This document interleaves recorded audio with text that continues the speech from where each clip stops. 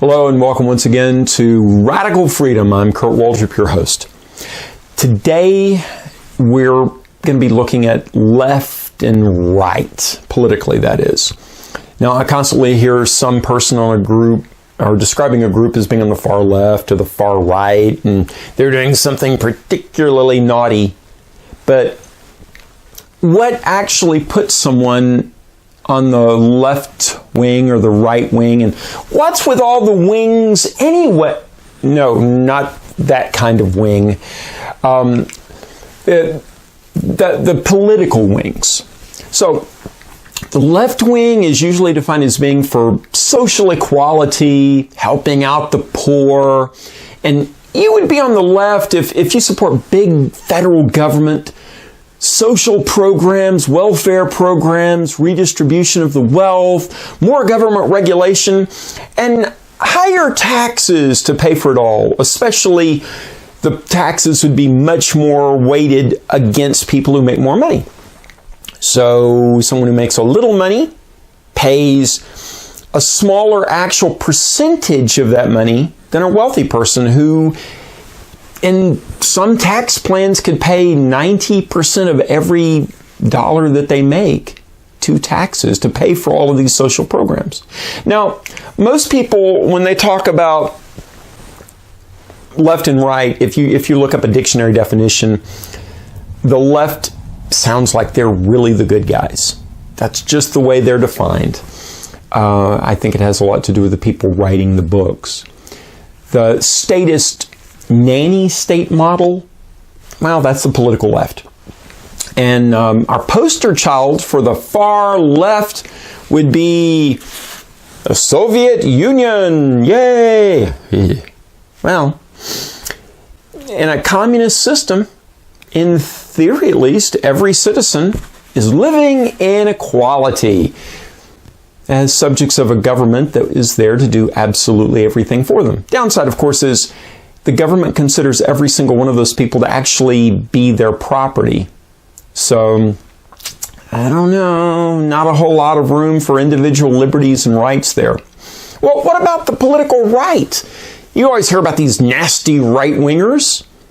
Well, depending on where you look, it might say something along the lines of supporting the status quo, supporting traditional ways of doing things, or they might go farther. They might say that the right wing is represented by racists and militant nationalists. The right's only for the wealthy and the elites, and it exists mostly, specifically for them. And we can also say it's represented by crazed religious fanatics. They're always described as right-wingers, gun freaks, and of course the poster child of the far right are the Nazis. Bad Nazis. Bad. So, the extreme left is a totalitarian government. And the extreme right is also a totalitarian government. There's got to be some differences between them, right? I mean, you have two totalitarian governments that both think that they own you. Well, before we look at that, let's get an idea where the terms came from. Yes, left and right and, well, history time. So, in the French Parliament back in the 1700s, those who supported the king and the church sat on the right side of the chamber. And those who wanted to have greater rights for the people, scale back on the power of the church and on royal power, they sat on the left. Yeah, that seems pretty straightforward. Problem is, as most of us know, the left eventually won, and the way they won was a little thing they call the French Revolution. And the French Revolution resulted in thousands of people being beheaded for the crime of being born into a noble family, or sometimes just on suspicion of not giving 100% support to the government. Now, this movement eventually was taken over by a little feller named Napoleon Bonaparte, and he embraced the motto of the French Revolution, liberté, égalité, fraternité, loosely translated, liberty, equality, and brotherhood. Then he proceeded to attack and conquer most of the continent of Europe, I suppose with the intent of spreading around that liberty, equality, and brotherhood. It makes sense to me, right? The French Revolution was inspired by the American Revolution, which also threw off the yoke of royal oppression. But the American Revolution had classical liberal roots. Now remember, classical liberal back then is what today we'd call a libertarian. It's for maximum individual liberty. And they believe that the point of the government is simply and exactly to protect the rights of the individual, nothing more. Now, the men that led the American Revolution looked to philosophers such as John Locke, who famously said that each person was entitled to life, liberty, and private property. Does that sound pretty familiar? It should. Thomas Jefferson was a big student of John Locke, as were many of the founders. And when Jefferson first wrote the Declaration of Independence, he decided to change the private property to the pursuit of happiness because he hoped in time that he could have slavery in America eliminated. He was just a little bit worried that some would view the term, the words private property in that mission statement, as that was kind of set out to be, as including their human property. So that he didn't think that would be such a good idea. So, life, liberty, and the pursuit of happiness. When the U.S. Constitution was written in 1787, the French Revolution was only 2 years away. But where the French wanted the church pretty much eliminated, they did some pretty nasty stuff to clergy during the French Revolution. They even tried to change the calendar from the Christian-oriented Gregorian calendar, where it would be 1787, because in theory it was 1,787 years since the birth of Christ. They got away from that and they started going to from the year of the Revolution. So it was like year 2 and year 3 and year 6 and all that. This lasted through the Napoleonic era, and then they kind of got rid of that. Oh well. The speech during that time was carefully monitored, and saying some things were actually punishable by death. And the mighty were forcefully brought down by means of this all-powerful government. The U.S. Constitution, especially, you can see this in the Bill of Rights, was set up specifically to protect both the person of faith and the atheist, to protect private property and personal liberties, and to carefully limit the size and strength of the government. Unfortunately, that's kind of gone out the toilet. We're going to have another little YouTube video on the Supreme Court pretty soon, because I'm currently writing a book about it. Now, to go on with our history and to kind of get this done before everybody goes to sleep, I hear you. In the mid-1800s, the left produced its greatest man in the form of Karl Marx. That one. Totally different Marx, sorry. So Marx and his buddy Friedrich Engels wanted to forcibly strip private property from its owners and give it to the people. Of course, by the people, it means to the government, who then they let people live on it or in it or whatever, if it pleases them. So that's horrifying to me personally. Now, if the owners tried to stop them, which I think most people watching this would probably not like the idea of coming in and telling you that your property, your home, your car now actually belongs to the government, and they are going to use it as they see fit. The solution to this on the part of the Marxists was to put a bullet in their head. That helps adjust their attitude. They did famously have re-education camps, though, in case they didn't want to take that last step. Marx also famously wrote that some minority groups might get in the way of the new revolution, and in such a case, they just have to be gotten rid of. In his essay on the Jewish question, Karl Marx shows that he would have been perfectly at home 90 years later in a Nazi beer hall. He states that the emancipation of the Jews is the emancipation of mankind from Judaism. Those are his words, by the way, not mine. Now, a lot of people like to talk about the nasty Jewish communists, and some were. Marx did have some Jewish ancestry, but he himself was not Jewish. Both of his parents were Lutheran. So, take that however you want. In Russia, between the pressures of the Tsar and the pressures of being ground down by World War I, of course now we're talking about early 20th century, the country finally found itself in the hands of the communists. Hey, at that point they thought any change would be a change for the better. 28 million people later, they probably changed their mind about that. The new government did promise a socialist utopia. They promised peace. And like I said, they were responsible for the murder of about 20 to 28 million of their own citizens. And communism in general in the 20th century was responsible for the death of more than 100 million deaths worldwide. So much for the socialist utopia. Now, another hallmark of the left in the late 19th and early 20th centuries was a little thing called eugenics. That is the idea that they could improve the human race by means of selective breeding and forced sterilization and getting rid of anybody that they deemed inferior in some way. Those were the people that got to enjoy that whole sterilization.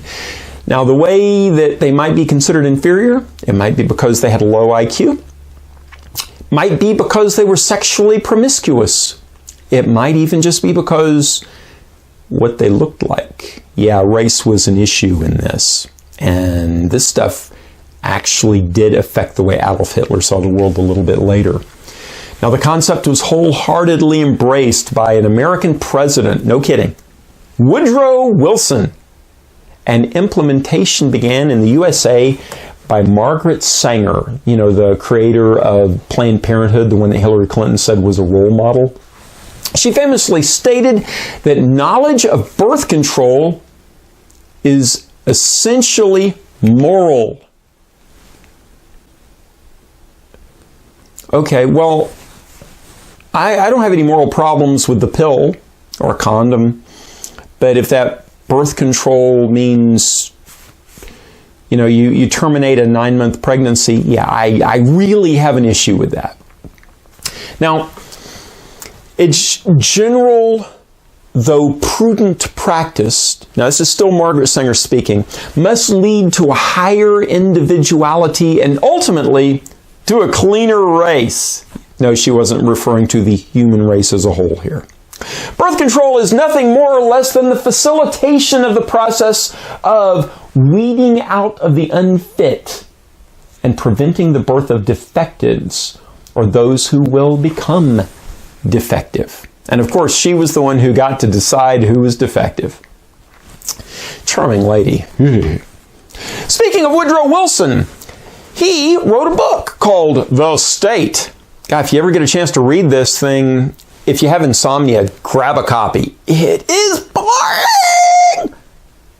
But it does tell you how the origins of modern progressivism, how they saw the world during the early 1900s.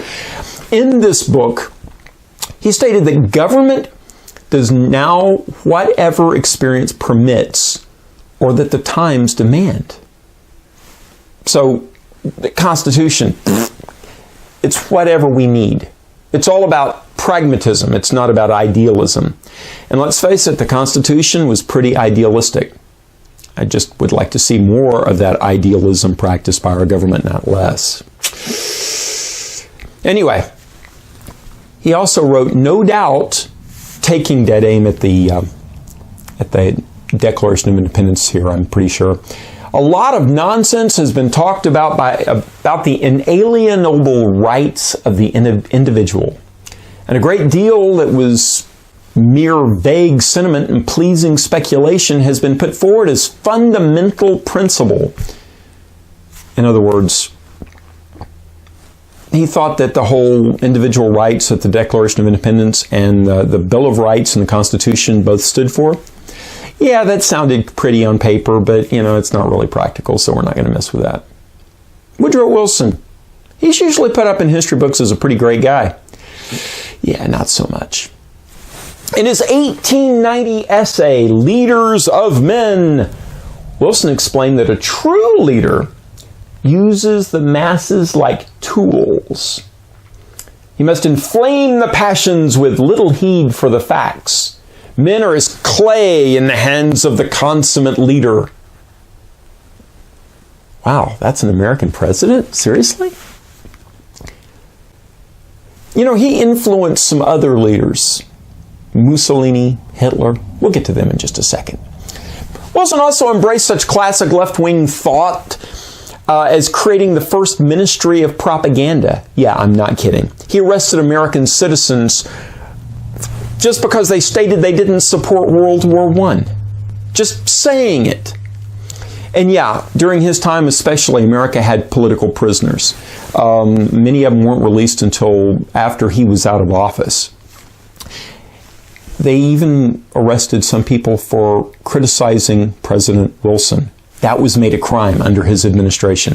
It's funny, people talk about Trump today. Nobody's been arrested for criticizing Trump. It's a national pastime. But Woodrow Wilson, great Democrat, you could be arrested for criticizing him. Yeah, it reminds me a little bit how they want to make it a crime to criticize global warming theory. We'll do a video about that sometime, I think. That would be interesting breeding ground for discussion. Anyway, Wilson's policies and how he carried them out drew the attention of a young Marxist named Benito Mussolini. See, I told you we'd get to him eventually. Anyway, Mussolini's fascists took a limited economic model of socialism and mixed it with nationalism to create what became fascism. And by the way, fascism is based on a Roman symbol, an axe surrounded by a bundle of rods, which indicated that the Roman leader that was carrying this thing had the right of life and death over people. Anyway, you might want to argue about that whole Mussolini was a socialist, but he wore a medallion with the face of Karl Marx on it his entire adult life. Now, he's normally put on the far right, over with these guys. But think about this for a second. As most know, he used violence and intimidation to gain power and to run Italy until its liberation during the middle of World War II. This sounds just exactly to me like the French Revolution, which was far left. It also reminds me a lot of the Russian Revolution, which is on the far left. One of Mussolini's biggest fanboys, by the way, was a guy with a little funny mustache named Adolf Hitler. Now, Hitler's Nazis, by the way, those of you who don't already know, and I would assume most do, Nazi is an abbreviation for National Socialist German Workers' Party. So if you have an American Nazi, they are an American adherent to the National Socialist German Workers' Party. So their lack of logic extends beyond dimensions. I like the way that sounded. Never mind. Anyway, so Hitler's National Socialist added the element of racism into Mussolini's fascist mix. Mussolini never really got into that, but Hitler took the writings of Margaret Sanger very seriously. And he decided he was going to purify the German race, the Aryan race. Anyway, you get the idea of that. He took Wilson's views of the state and eugenics into new and terrifying areas of murder and, frankly, complete state power. Again, just a reminder, Hitler, Mussolini, this is the far right. Nothing at all like these guys, right? So coming back to deciding what is left and what is right, the European idea of the left and the right seem to be focused on whether or not you're nationalist. If you're a nationalist, you're on the right. If you're not a nationalist, you're on the left. I think that's way too simplistic. There's lots of things. If you really want to get into this, you need a whole chart. It's not just left, right. It's up, down, sideways, backwards. But to just simplify this for the purpose of this video, why don't we identify them based on the methods that they used in governing, in coming to power? Yeah, the left has lots of social programs. And yes, folks, the Nazis and fascists also had lots of social programs. They make people feel more secure because they have the social net that they can fall on. Yeah, both of these guys had a social safety net for people. They had the attitude that the government can care for you better than you can care for yourself. Yeah, that was both of them. The left fosters the notion that the parent's role in the raising of a child is secondary to the role of the government. That coercion and force are actually required to make sure that everyone toes the line to help to create their utopia. But they did that too. The idea that all citizens literally belong to the state is normally stuck on the left.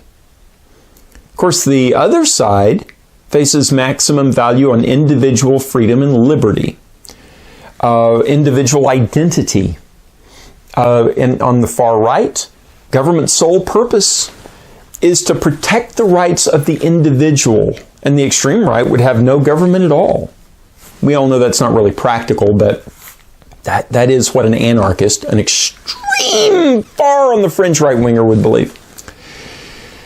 So the ideas set forth in the Constitution, the Bill of Rights, freedom of speech, of religion, freedom to be armed, freedom from warrantless searches, and all of our freedoms that are set down in the 9th and 10th Amendments, which unfortunately are largely forgotten today, those very specifically place the power in the hands of the states and the individuals. That idea is very right of center on a political number line. So, to end this out, we've got the left and we've got the left. They're both the same thing. There are minor differences. Yeah, these guys were racists. These guys didn't think of race as really a determining factor. But these guys owned everything. These guys owned most things. They did let people keep their businesses. People would be able to own a factory that maybe they had built before. But if you didn't make what the Nazis wanted you to make, how long do you think it would take them to take it away from you? If you were Jewish, how long do you think it would take for them to take it away from you? So anyway, what do you think you are? Do you put more value in individual rights and freedoms? Or do you value the security of an all-powerful nanny state? As far as myself, I like the individual freedoms. And yeah, security's nice, but this country was founded with the Second Amendment to make sure that each person could defend themselves when it came down to it. The federal government's job is just to defend us from outside threats. So, there we are. Thanks for watching. I hope you'll go down below here, give me a thumbs up, and give me a thumbs down if you didn't like it.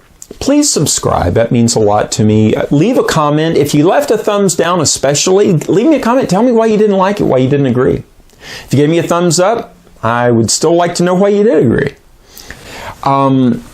I'd also really appreciate it if you'd go to Amazon.com, Wolfie, buy a copy of my book, Radical Freedom. Just search for Kurt Waldrop on there and it'll take you right to it. There's unfortunately a whole bunch of books with this name, and that was a mistake on my part. So until next time, hey folks, stay free.